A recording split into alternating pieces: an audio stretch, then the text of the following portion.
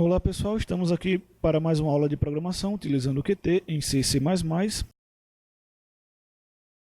Ponteiros e vetores, da relação entre ponteiros e vetores. Então o que a gente vai fazer agora é um complemento das aulas anteriores. Já vimos falando sobre ponteiros e vamos andar nesse sentido até mais umas 3 aulas para frente. Então na aula de hoje vamos falar sobre a relação entre ponteiros e vetores, porque esse conceito de vetores ele está diretamente relacionado com ponteiros. A principal diferença é que o ponteiro ele pode estar associado a diferentes endereços. A gente pode ficar variando esse endereço e atribuindo os endereços dos vetores até que a gente preencha todos os elementos dos vetores utilizando ponteiros, por exemplo.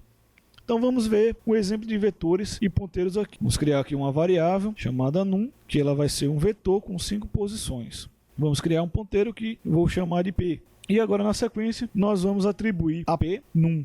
Então essa operação aqui é como se eu estivesse atribuindo o endereço da primeira posição, que nesse caso é a posição 0 do vetor num. Ou seja, é como se eu estivesse passando para P o endereço da posição num 0, ok? Então, o nosso ponteiro está apontando para a primeira posição, a posição 0 do vetor num. E, consequentemente, se eu fizer uma atribuição para onde essa variável p aponta, 10, estaremos escrevendo na posição 0 num. Então, na sequência aqui, vamos fazer uma operação com ponteiros aqui. E essa operação está incrementando o endereço em mais uma unidade. Então, como a gente pode perceber, ele estava na posição 0 do vetor num. Agora, como acrescentamos mais uma unidade, o nosso P ele está na posição 1. E, consequentemente, quando fizermos essa atribuição aqui, estaremos colocando diretamente em num o valor 20. Vamos fazer mais uma operação aqui com ponteiros e relacionando isso com vetores. Vamos atribuir, agora o ponteiro ele vai apontar para num posição 2.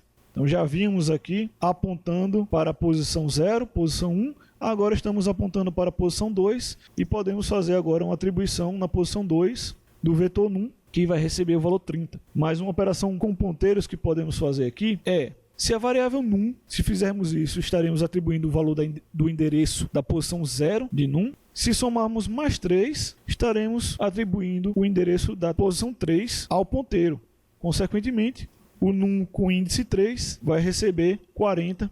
Caso mudemos esse ponteiro aqui, coloquemos para a variável aonde o ponteiro aponta o número 40, estaremos colocando diretamente em num 3. Mais uma possível utilização do ponteiro é atribuir, aqui estaremos atribuindo o endereço da posição 0 para P, então P está apontando para o endereço 0, só que aqui faremos um acréscimo, só que sem atribuir, faremos um acréscimo de mais 4 no ponteiro. Então se fizermos isso aqui, estaremos apontando para a quarta posição, a posição num 4 do vetor num, e ela vai receber aqui 50. Então se fizermos aqui um for, veremos que na sequência, i igual a 0 e menor do que 5, ou seja, de 0 a 4, mais i, std cout, num, e vamos colocar um espaço aqui. Então nossa expectativa é que apareça o número 10, 20, 30, 40 e 50 nas que exatamente como esperado.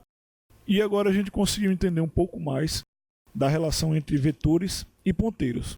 Então nas próximas aulas nós vamos falar um pouco mais sobre ponteiros, a relação entre ponteiros e funções, como ponteiros apontam para as funções, ponteiros constantes, e vamos fazer alguns exemplos também com esses ponteiros e constantes, e quando finalizarmos ponteiros, vamos falar sobre alocação dinâmica de memória, que também utiliza um pouco do conceito de ponteiros. Então até as próximas aulas.